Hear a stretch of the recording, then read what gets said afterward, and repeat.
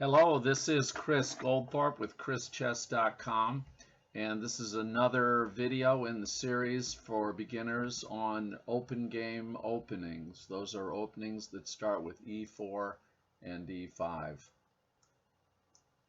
So all of these openings are predicated on the fact that white will normally at some point move his D pawn to D4. So if white were to do that right away, black should take it. Not a good idea to defend against it, but this video is going to be about the two knights defense. So we're just saying that this opening is a possibility. This is called the center game. Now if white goes here, it's a gambit, and we'll learn more about that later. Or they could take back with a queen. But the tension in the center, that is the opportunity for liquidation, for things to capture each other, and for there to be no further immediate captures possible, happens right away. In general, tension in the center is good for whoever has more minor piece development.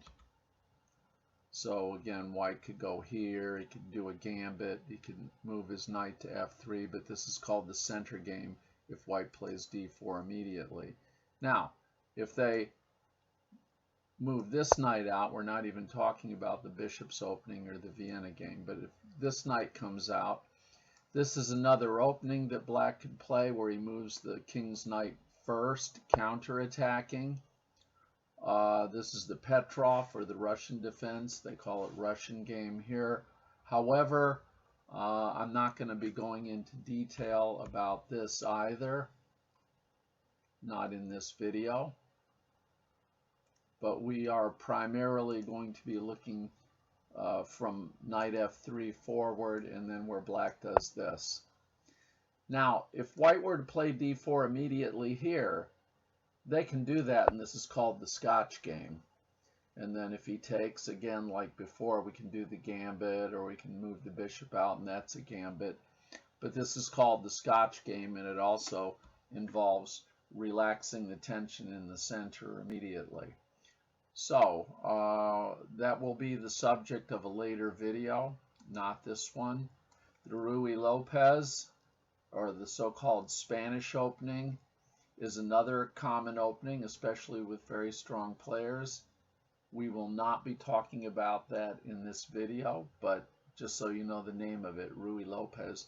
You don't really need to know the name of a whole lot of openings, but some of the most common E4, E5 openings, open game openings, that get their name in the first 3 or 4 moves are worth knowing the names of.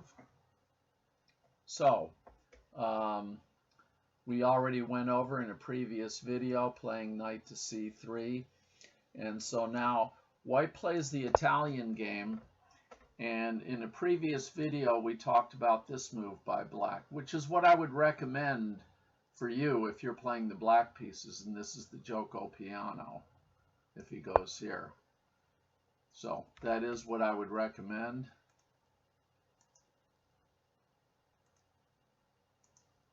And so after this move, today's video will be based on this move in this position. And this is called the two knights defense. He has two knights out here. Now, there's a very common move which is allegedly a mistake. And actually, with deep computer analysis, it's not so clear that it's really a mistake. It can lead to a very dangerous gambit, this one. I would not recommend that you play this as white. The only reason I'm talking about it is that for beginners, this looks like a good developing move, and normally it would be. Here, black can just do this. And though it may seem that black has given up a piece for a pawn, he has not. If the knight captures here, black has this move. And we might give you some more details on that in a later video. but I mentioned this for the sake of the person who plays the black pieces. Now, if you don't want to get into all of the complications of this move, if you don't feel comfortable doing that, you could just go here, and black is fine. In fact, some engines will recommend that move. But I don't recommend knight c3 here for white. So the move I would recommend for white is going to be d3. But for the sake of the player who is the black pieces, as these alternatives are on the fourth move only, I'm going to mention them. This is one of the popular alternatives for black. One's called Ein Stumperzug by Tarrasch, who was an early 20th century player. He called this move a beginner's move because you're moving a developed piece again. However, in practice, this does lead to a lot of silly mistakes. In particular, moving the queen here. This queen and pawn together, the queen all by itself is worth more than both of these pieces. And if you think that getting the king out is worth it, think again, because if white trades off these two pieces, he has no other development. Black has two knights here, and black would be losing a queen for two minor pieces. So with any sensible evaluation system of the pieces, the queen by itself is worth more than the knight and the bishop. So that move doesn't work. If white takes with the bishop, the king has to just move, and then you can move the bishop all the way back, and you're threatening to make a fork. So that move's not good for black. In fact, at that point, any move that black can make to this e7 square will be a mistake. So there's only two moves here, three moves that are considerable. This is called the Wilkes-Barre defense, and I'm not going to recommend this for black. However, it's one of the reasons why I don't recommend this move for white, because this position is so highly tactical that usually the first person who needs to start thinking loses, and it becomes sort of a crapshoot. There's a lot of upset games in this opening where white plays knight to g5. Now, this is called the Fagioletto attack, and a lot of stronger players call this the fried liver, even though it's not the fried liver, but I'm not calling them out on it as a mistake, because usually the fried liver attack does result. What is the fried liver attack? Well, white has two attacking this pawn, so the only sensible move for black is this. And then you should take this with your pawn because you want to keep your bishop pair. And now he really has to move this knight. And there's a couple of good variations, but what is the fried liver attack? That's when black makes this very reasonable looking move to simply capture back, guarded by the queen. Now the queen attacks this unguarded knight that is out here. But although technically the strongest move is probably d4, this move is very challenging for black to deal with if he's not familiar with it. And black must capture the knight here. And then this attack double attacks the knight and puts the king in check. So the only reasonable move for black is to go here, and then white can go here. And from here, it just becomes a kaleidoscope of tactics. Very, very complicated. I don't recommend this for the white pieces or the black pieces. So if you're the white pieces, I don't recommend playing knight to g5. But I can no longer go along with the old-fashioned advice that this is a forced win for white. In fact, if we let this engine evaluate, it gives a small plus for white. And between beginning players, this is indeed a small plus. White is a piece down for a pawn, So if his attack doesn't work in the next 10 or 12 moves, usually he'll just lose. And then often his attack does work because of the king being exposed. So this is difficult and challenging for either side. Knight here or knight here are common choices, and to go into any further depth is beyond the scope of this beginner video, which should stay under 15 minutes. So yeah, the Wilkes-Barre variation, this is where black, as soon as no, that's not where I wanted to be here. If black plays this move right away, then this is called the Wilkes-Barre. And some engines prefer the knight taking here, which seems more ambitious. You could just take with the bishop and then bring the bishop all the way back. This is one of the safer lines, but this whole line is fraught with danger. This is not really a good choice for black even in this position, and I would recommend that black just play d5 here. So if you are the black pieces, I recommend you go here. Now when white takes this, I have a video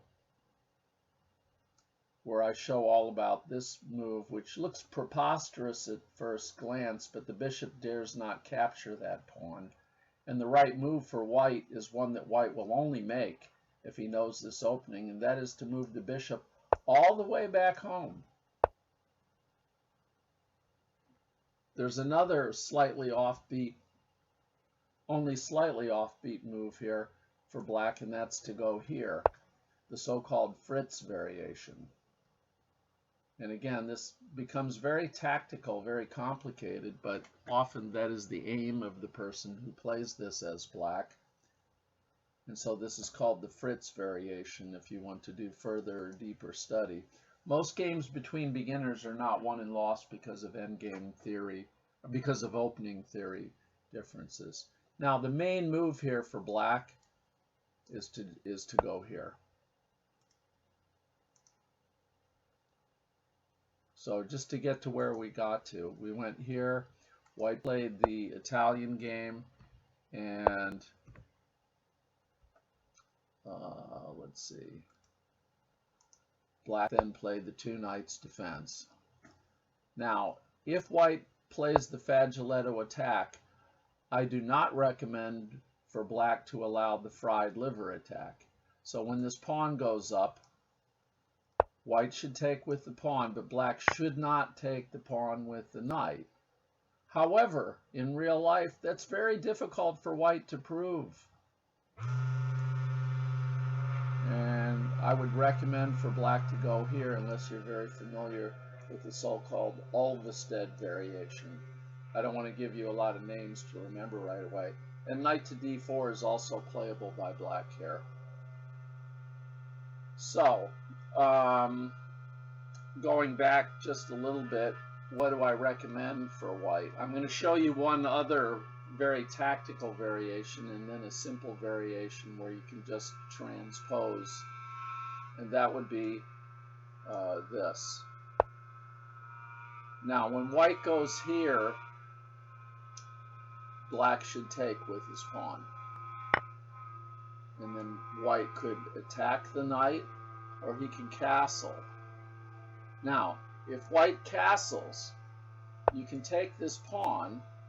It's apparently dangerous, but after this move and this move, as white, you're now 2 pawns down. You can take this.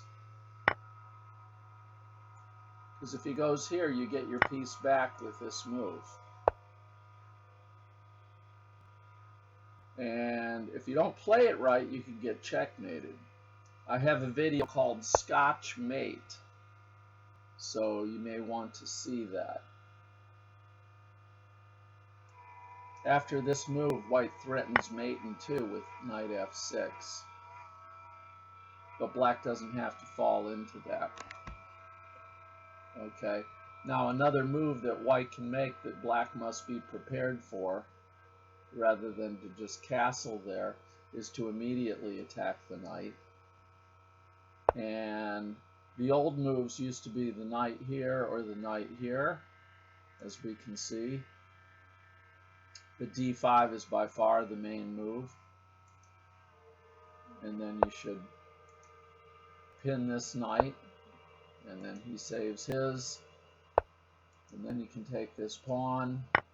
Then he unpins his knight. And we actually take here with the bishop.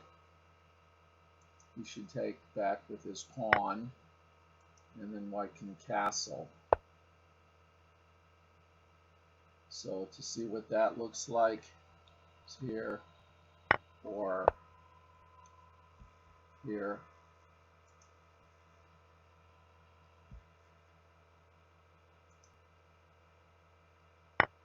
And there's the e5 line.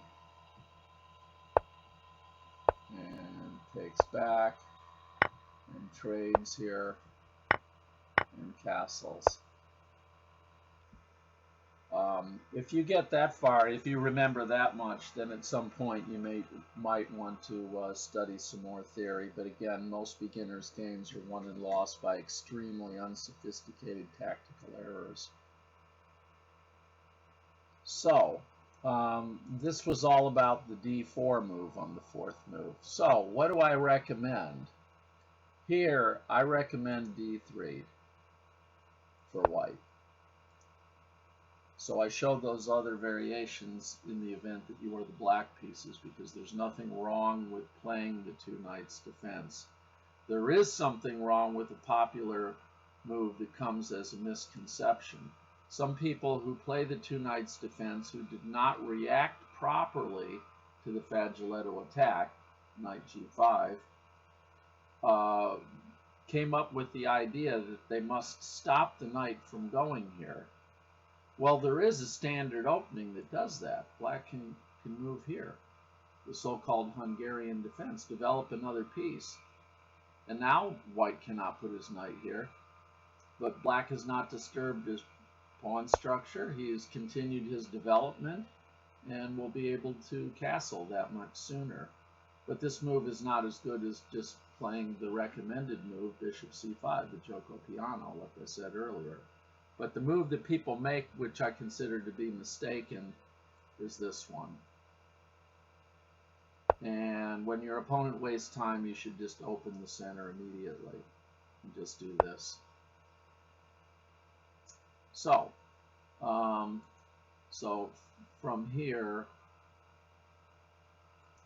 let's see, we have knight c6. The main move that I'm recommending is for white is d3. And now black has nothing better than this move.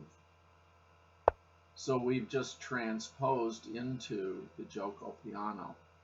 And as white, there are many useful and successful moves. This one isn't played often, but it gives people a lot of trouble at lower levels. It's actually a better move if the knight is already there. Black can go here, and if he's castled over here, white might do this, and it's often a good sacrifice for him. But I don't really recommend that move. I recommend doing this, and then black will usually do something like this, castle, and then he makes room for his bishop to escape if it needs to. And this move is about preventing the knight from going here and making b5 not a good choice for black. And so we've already gotten several moves along here, as much as you're going to remember. Most of these opening videos I tend to keep under 15 minutes. The reason this one is a little longer is because a lot of people play the fried liver attack, and it happens in a lot of beginners' games. So I recommend that you avoid it as white or as black. If you're the white pieces, play d3. If you are the black pieces, I'm going to go back. If you are the black pieces in this position, you should just play d5. And then when white takes it, go here. If he checks you, move your pawn up. As white, you can take this. You can take back, and then you might go here. So black is down a pawn, but he has a big lead in development. And of course, like all openings, the more you play this, the more you get a sense of what both sides should be trying to do. So don't fall in for the checkmate, knight d7 and queen takes here. And so you can always watch half of this video and then watch the other half later on if you're trying to spend less than 15 minutes on instruction in an after-school weekly chess club.